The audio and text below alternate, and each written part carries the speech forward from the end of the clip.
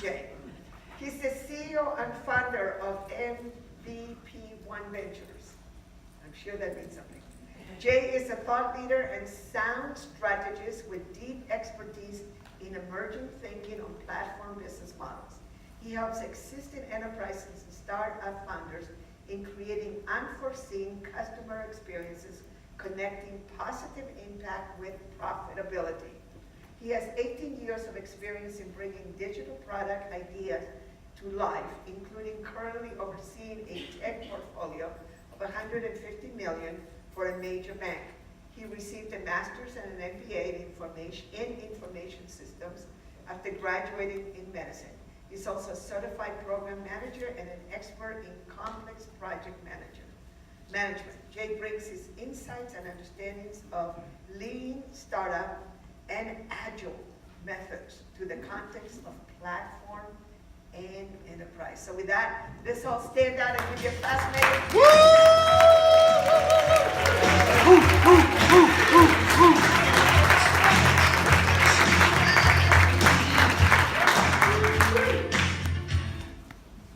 Hello, can you hear me? Yes.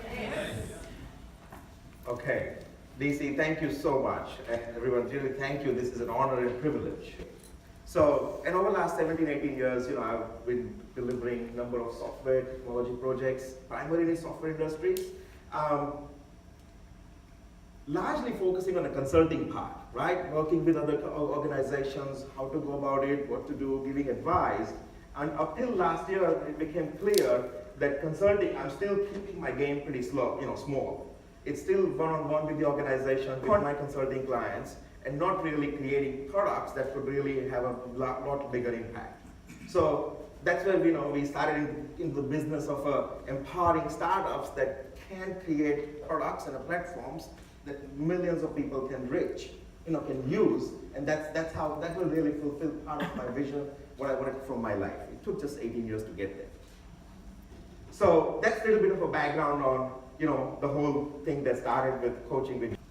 Okay. So here's my commitment and a promise, okay?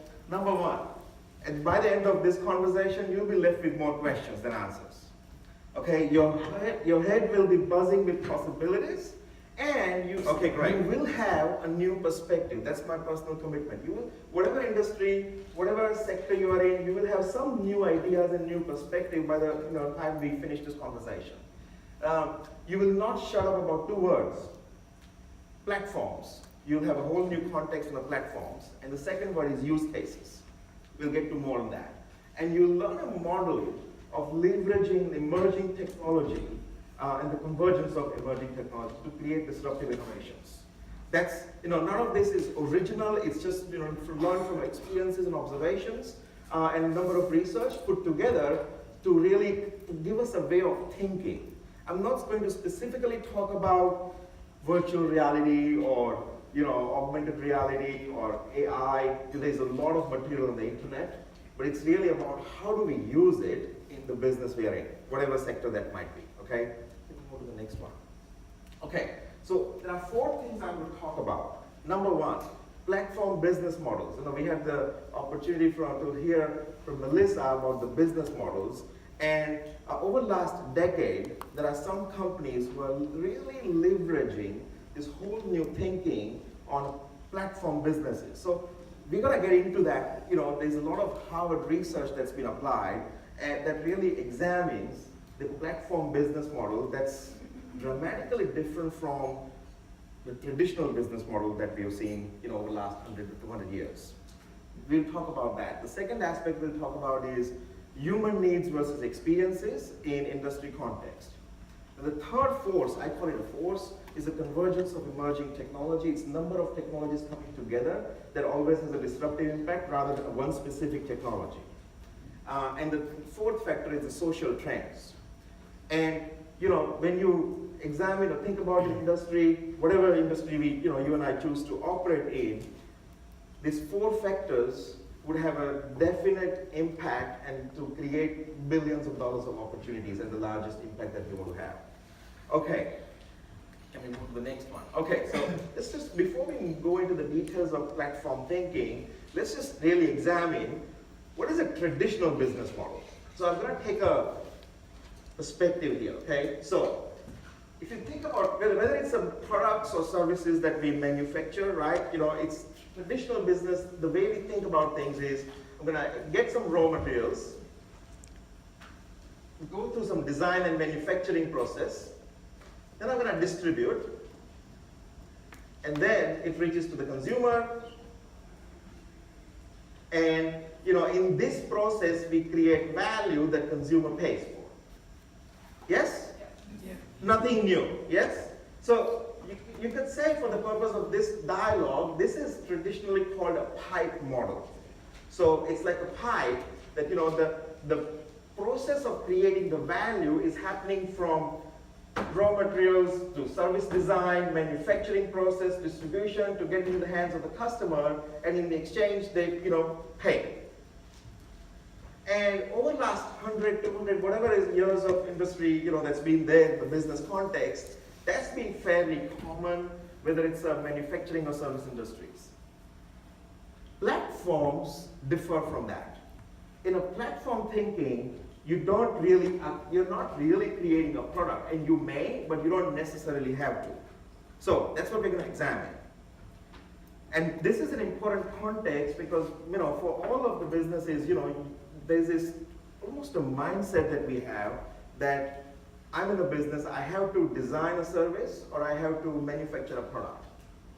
And then I can go and take it out and sell it. So let's examine the contrarian model, which is a platform business. Can we go to the next one, please? Okay, so here's the question, right? See, if you look at these companies, and I know it looks like a software companies, Apple, Amazon, Facebook, WhatsApp, Twitter, YouTube, Snapchat, Nest, Airbnb, or Uber. I just listed top 10, some of the top 10 companies that came into my mind when I was writing this presentation in the plane from Sydney to Dallas. We want to really ask two questions about these companies. What's the first thing? A, they have billions of dollars valuation, yes? And that kind of profitability. And they have millions of users. So the kind of impact and the reach that's there. We want to ask two questions. What's the characteristics of these businesses? What's common about them? Yes, and just answering that, yep, there is a software or technology businesses is kind of a lazy thinking. So we want to go a little bit deeper. Throughout the course, we've been talking about going deeper. Is this platforms? Okay, let's look at that. Okay, can we go to the next one, please?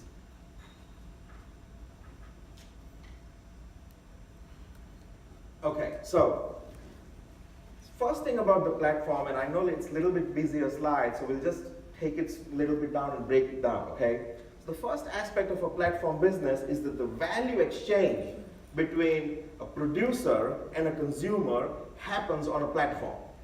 That's the first aspect, right? You have a producer, you have a consumer, then their interaction creates a value. So you may not necessarily produce a product, but you are creating an environment, a technology ecosystem where a producer can come and participate, consumer can come and participate, and their interaction creates a value. So let's take an example of that. I take YouTube videos for my son's birthday party, and I upload it on YouTube. Yeah, I took a camera, whatever event it was, I put it on YouTube, and in that case, what's the role am I playing? Producer. I send an email to you guys, hey, check out my son's birthday party that we had last weekend. You go and check the video, what's the role you have? Consumer. You're using something that I uploaded on the platform. Did YouTube did anything in the process? No. What happened? The value got created by interaction between me as a producer, the role of producer, and a consumer. Right? That's the first aspect. Now, second aspect is platform provide the infrastructures. So, what does YouTube provide in that example? It's a software, hardware, and ecosystem for you and I to participate. So it provides an infrastructure, and by infrastructure I don't necessarily mean hardware, servers, network infrastructure. it's the entire ecosystem that YouTube as a platform provided.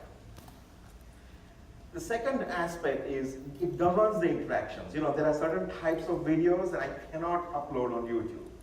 Yes? So there are rules of participation in this platform. And unless those rules are followed, call it governance rules, unless those rules are followed, it manages and governs the interactions between producers and consumers. The third aspect is fosters the right behavior to drive the usage. So there's going to be a certain behavior and incentivization of certain behaviors that actually drives that usage of the platform. More producers use the platform, more consumers use the platform, the value increases. There may not be any dollar exchange happening, and there may be happening, but the important thing is that driving the traffic. And more interactions. 100,000 interactions is more valuable than 10,000 interactions, and 1 million interactions are more important than 100,000. More valuable, yes? Yeah. Okay, the last aspect, not one of the last, but one of the key aspects is platforms collect the data. You might have heard this, data is the new dollar. There are a lot of new monetization models that are emerging. I remember the day when Facebook IPO was listed on a New York Stock Exchange, and I was just flabbergasted with the valuation, especially knowing that Facebook itself did not have any revenue at that point. But how come, and I got really interested in how come Facebook got valued at, what it got valued at on the stock market? Well, the answer was simple. It had the user engagement. It had the number of user interactions that exceeded than any other platforms available. So it's the user interactions that's driving the value, okay? So what are the key characteristics of platform business model as a business models? Right, number one, the ecosystem grows with the usage. The more people use it, the ecosystem grows and expands. The second part, interactions are enabled by data collection in the flow. So if the data, primarily the examples that we looked at, am I going too fast? No. Let me know, okay? Whatever I'm saying, does it make sense? Yes. So Indian plus Aussie plus whatever is working, yes? Okay, great. So interactions that are enabled by the data. See, if you create a platform and they're not using the data to drive personalized experiences, then I would question if that is a real platform business model. You might be collecting a lot of data, and a lot of companies don't have a clue about how to use that data. The primary usage of this data is driving personalized experience. My Facebook feed does not look like Nicole's Facebook feed or Samuel's Facebook feed. It's extremely personalized. So that's another aspect of it. Network effects.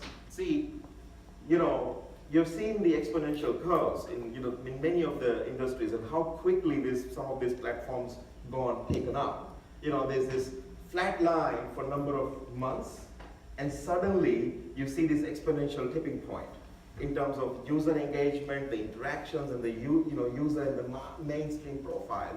Well, that's result of the network effect. So, as the interactions are increasing, more people are using it, suddenly it goes viral. We've all seen that, heard that, but the key thing that I'm pointing out here is you've got to be looking out for network effect as an active design phenomenon versus hoping and praying that it happens, if any one of us are interested in the platform businesses. The next one is producer and consumers. We talked about that. Value is a co-creation. So it's not, in this traditional business model, as a business, I'm creating the value and the customer is paying for it. One of the key characteristics of platform business is the value creation is co-creation. It's not just by a single party. The participation of both parties create the value. So if the only single party is participating in a platform and it's just traditional manufacturing or service design is pushing out my products, pushing out my services on this software platform, and your customers do not have a opportunity to participate in the interactions, like a two-way interactions, and there's no co-creation of the value happening, the platform business model, we are not fully leveraging it. So we're going to be looking out for the co-creation of the value in a platform thinking. And the last part is the sophisticated allocated revenue streams. So, and this is where the monetization conversation comes into the picture. You know, do we identified a very specific, sophisticated, data-driven revenue streams? Some of it may come from advertisement, you know, that you see on Facebook. Some of it might come from different sources. So you want to, when we are thinking about the platform business models, you got to think about, okay, am I attending to these characteristics? If one of the characteristics is not attended to, then maybe I'm not, you know, taking the full exploitation, full leverage of the opportunity of the platform thinking. I'll just pause for a moment just to see if there's any question about what I've covered so far. Yes?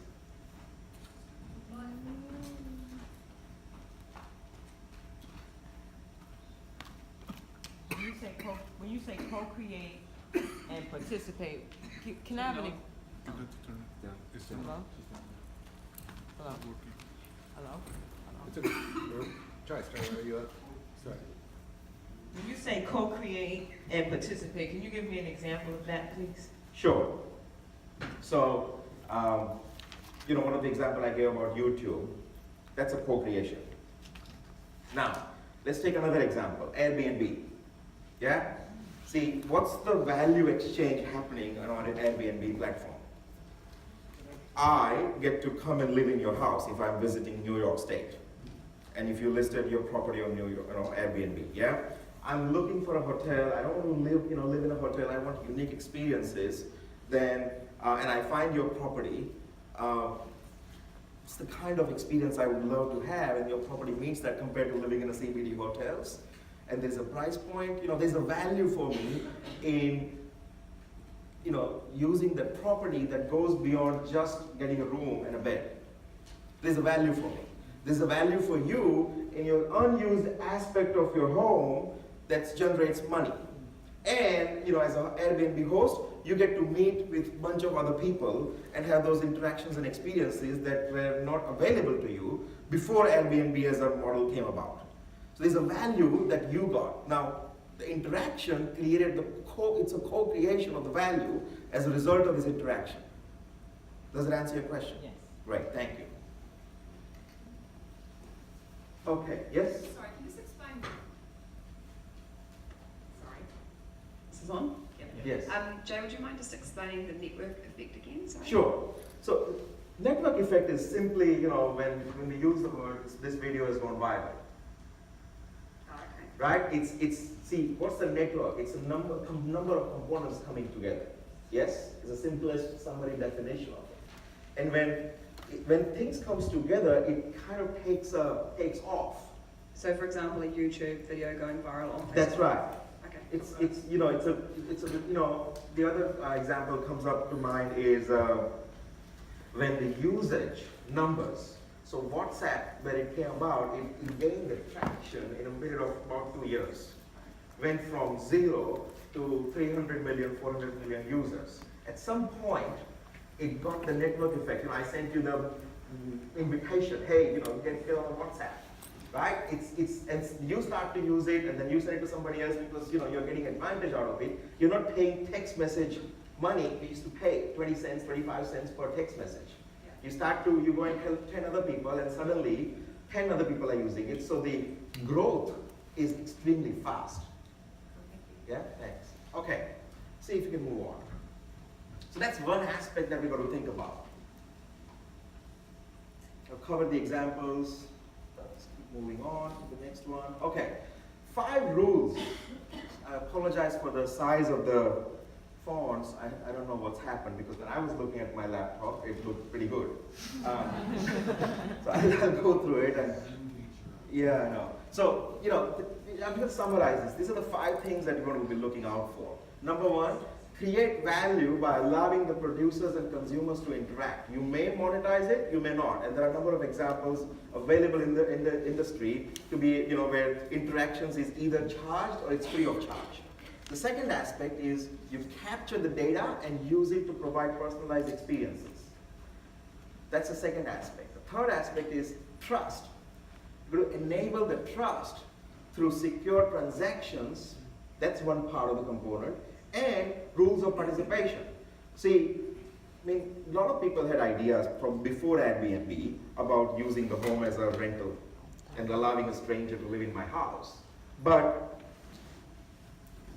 Airbnb got something right about it that other people didn't solve that problem before. See, and you know, when I go and live in an Airbnb property, I somehow trust that the property I'm looking at I'm not going to go and living in some drug dealer's house. Somehow, intrinsically, I have that trust.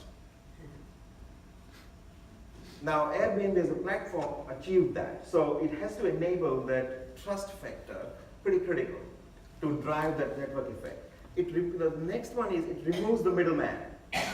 So any middleman is removed from a platform business model. It allows direct interactions between a producer and a consumer. So the role of the middleman either mostly is removed or dramatically decreased. Replaced by the platform. Platform itself acts as a middleman. And because it's a digital platform, it can be scaled across the globe and millions of people can come and participate.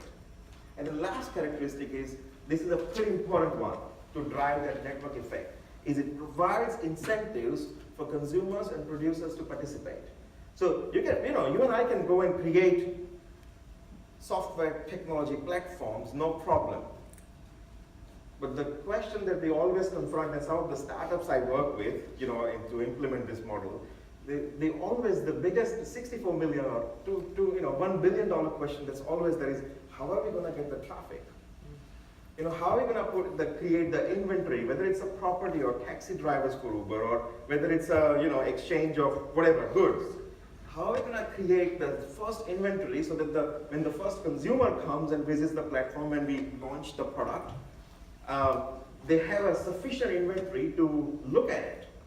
And if you don't have a sufficient inventory, if you go onto Airbnb and you only look at 5 houses are available, you're never going to coming back to the platform. So getting that balance of producers and consumers right is pretty critical, and there's going to be active design of incentivization to really drive that engagement. These are the 5 characteristics. There's a lot more. You can read a book called Platform Revolution by Sangeet Chaudhary. He's a Harvard researcher. There's plenty of material.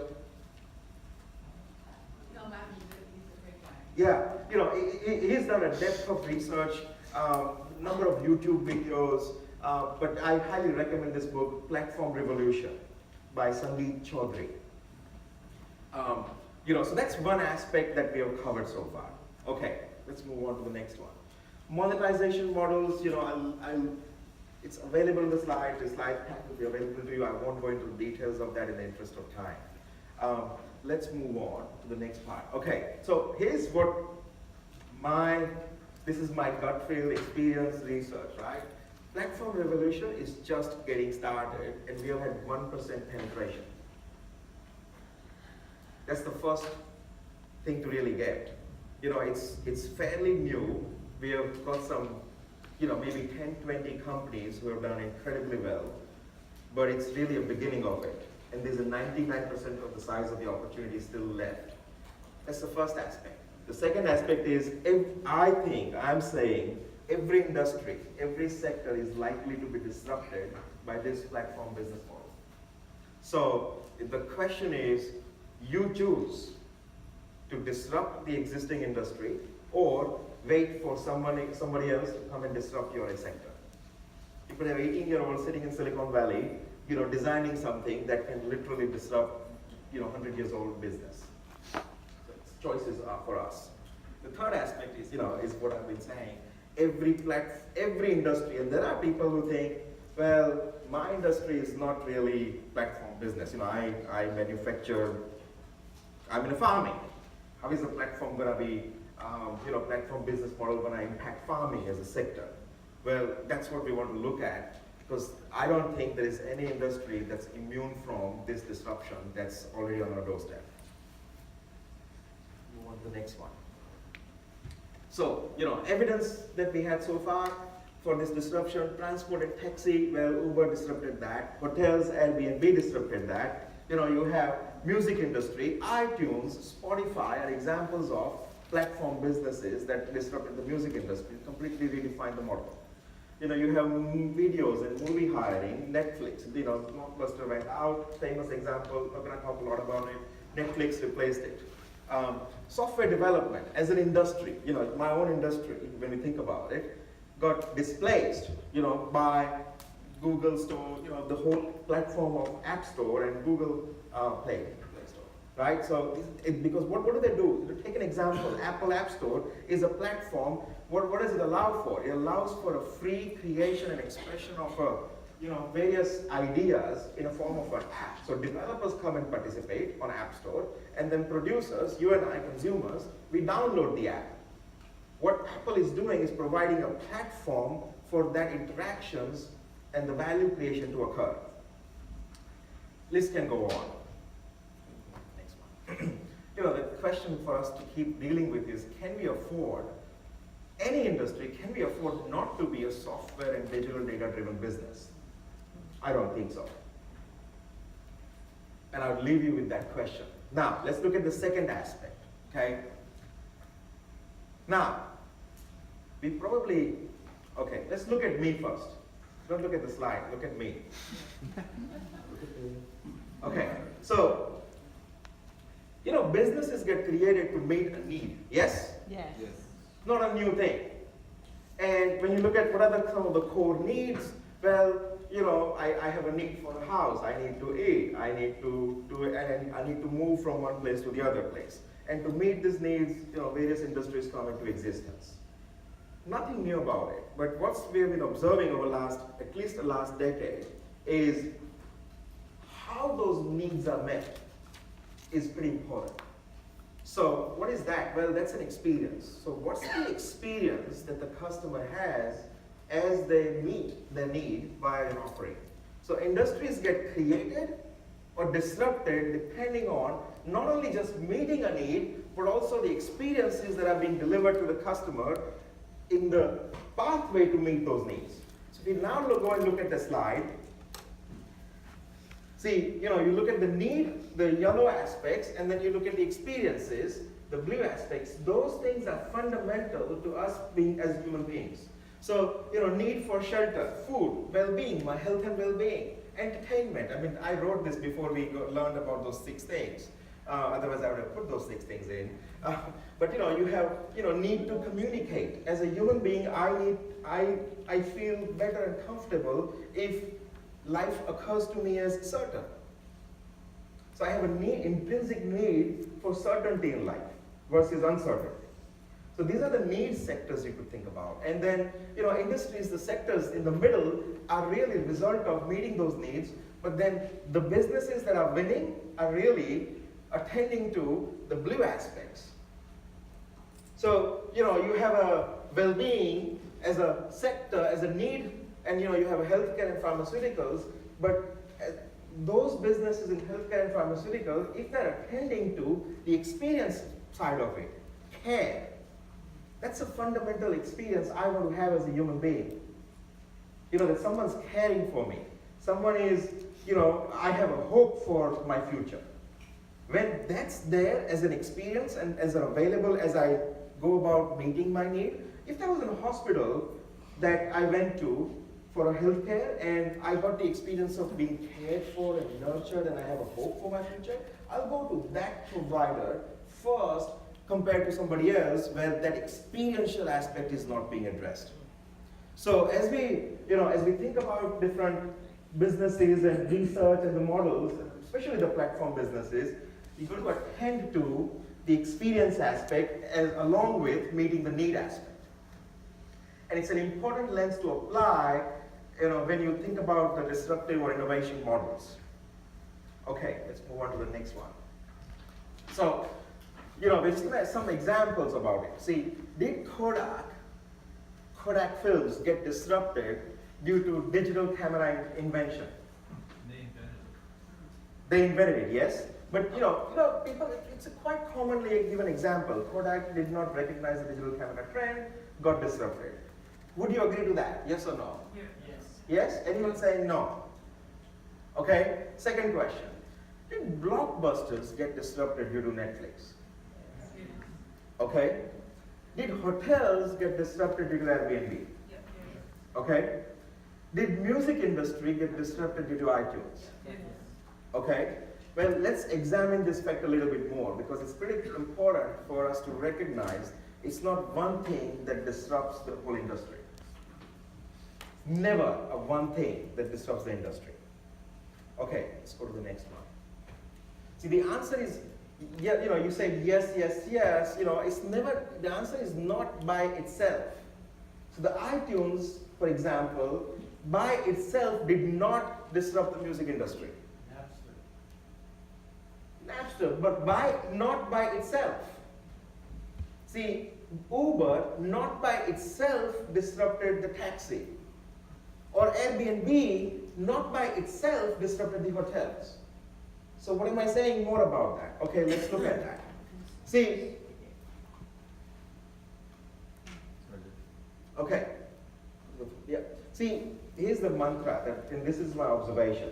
There's hardly or rarely one single technology or a social trend that leads to the disruption. It's always, mostly the convergence of multiple forces that results in a disruption. It's never one thing, it's a combination of factors.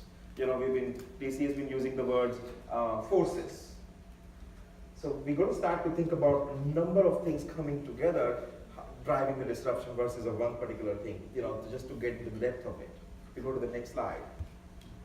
See, Kodak films, you could really say it's an increasing processing power of computers. That was required.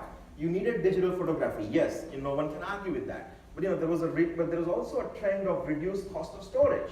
As the storage technology advanced, see, if these factors did not combine, reduced cost of storage or internet connectivity and the speed of the internet and the Wi-Fi and 3G, 4G networks, if all of those effects did not put together at the right time, I don't know if Kodak films would completely get disrupted.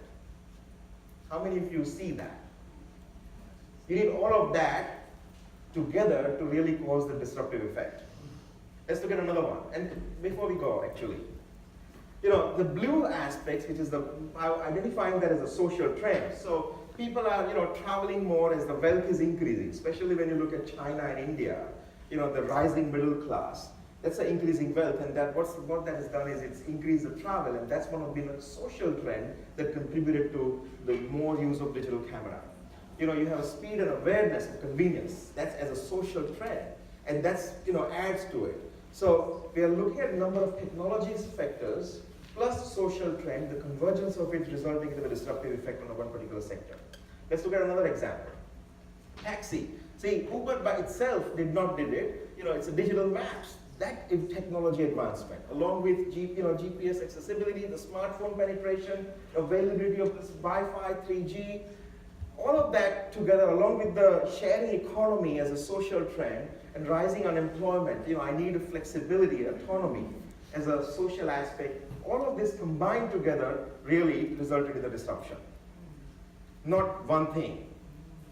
Okay, let's look at the next aspect. So, see, what is there to learn? Well, our thinking must be attending to the convergence of the emerging tech and awareness of the social trend if we want to have a shot at exploring the opportunities that are knocking. That's the kind of conclusion. Let's look at the next part. So, I want to move on to the industry use cases, some examples for us to think about. See, manufacturing, just work with the manufacturing. So, we took an example of manufacturing, and this could be applied to any, you take the raw materials, design the product, produce the product, distribute to the customer. Traditional model. Maybe a possible platform use case, maybe, is that you, instead of manufacturing businesses can transition to platform businesses by allowing the interaction between product designers, consumers, and raw material providers. So if the three participants come and participate in the platform, sitting at my home using a 3D printer, I can go and select a dining table that I like, or some piece of sofa or furniture that I like. The designer has uploaded it, and I have choice of hundreds and thousands of designers sofas to select from, and then I can see the necessary raw materials, the garments, as a raw materials to feed into it, and I can order a customized order to meet my need. The platform did not manufacture the sofa or whatever goods it was. I could really enable the designers and consumers to come together and just, use the increasing trend of 3D printers at the home to really drive their engagement. And I can move away from manufacturing industry and become platform business. Let's look at the next one. These are the use cases we're examining. So, we're going to do a small exercise, okay? Given the work that we have covered so far, we're going to do a small exercise. Go to that next slide. Oh, we'll move on in the interest of time. So please stay on this one.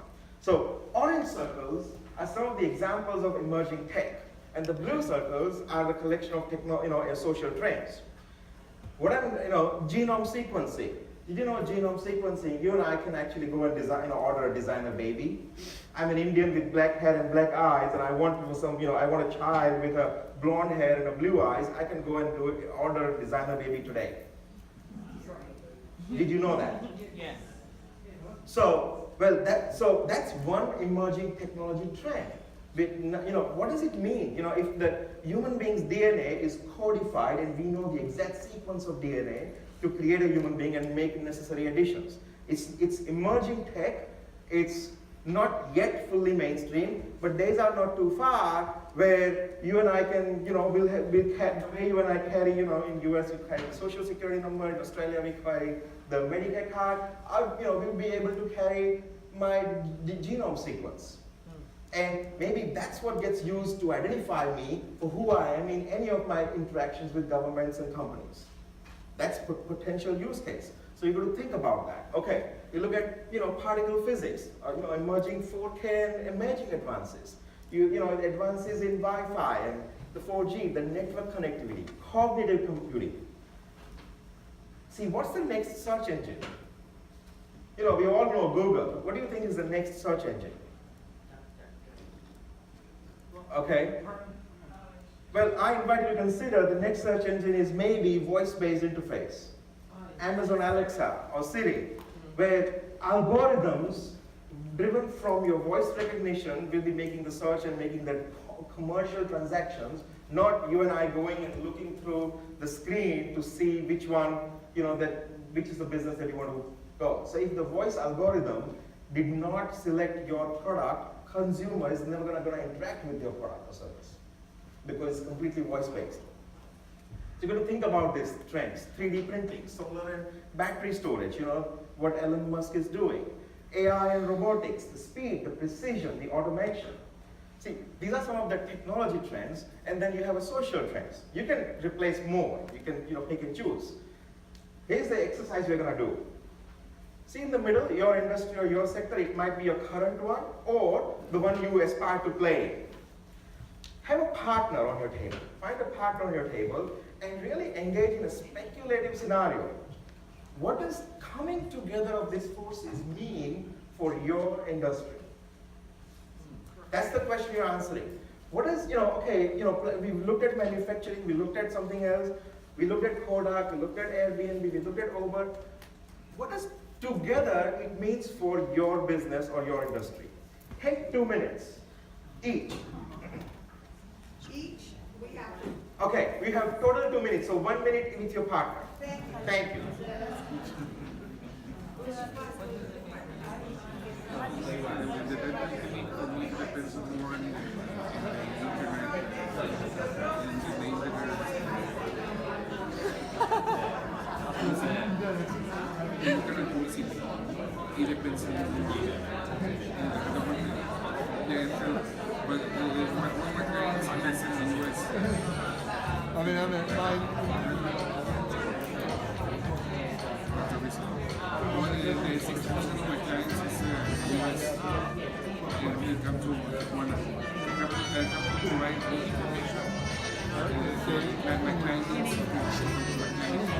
The security, the facility to reach the clinic, I think so. That's important thing. The brochures and the catalogs, it is fast to second Yes, yes, almost in California.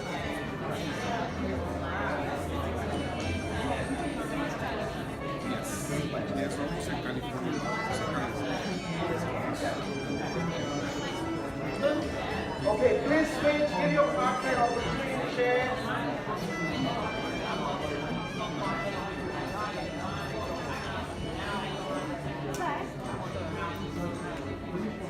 You're an advisor?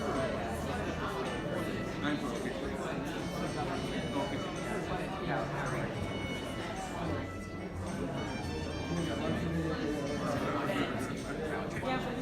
That's okay. Integrate.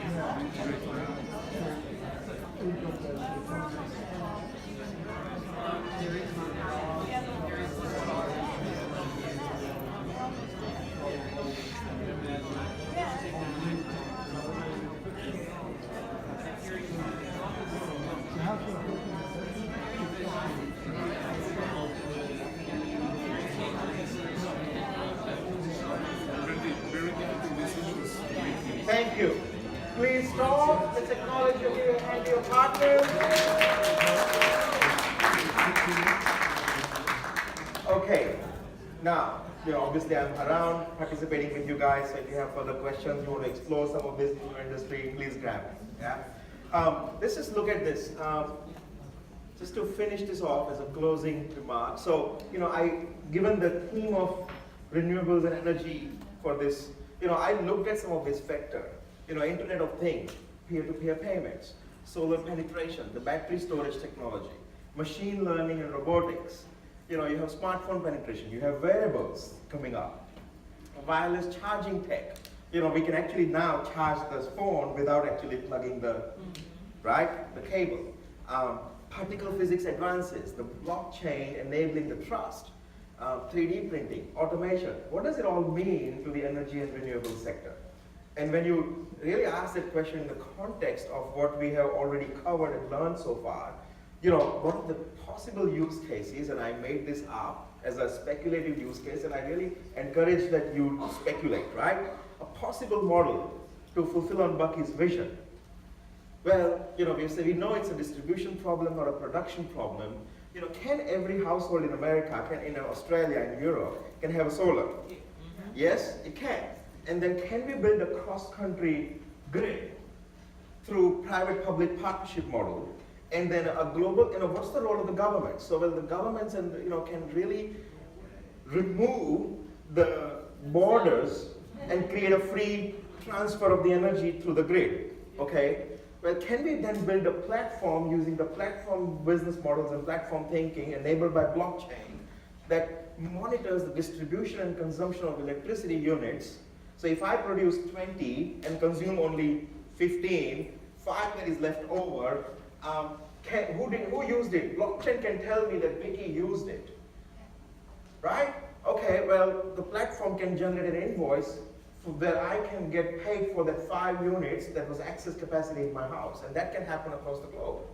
And so the governments and intermediaries roles can actually change from controlling the electricity industry and the production to really enabling through the policy framework and governance framework as an enabling role, as a possible speculative model. And I really encourage everyone to speculate these kind of scenarios and use cases for your industries or industries that you are interested in.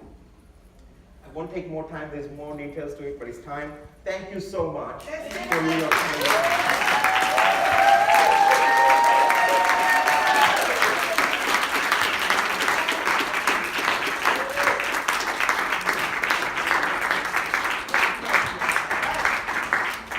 Tell me if this room is not filled with geniuses.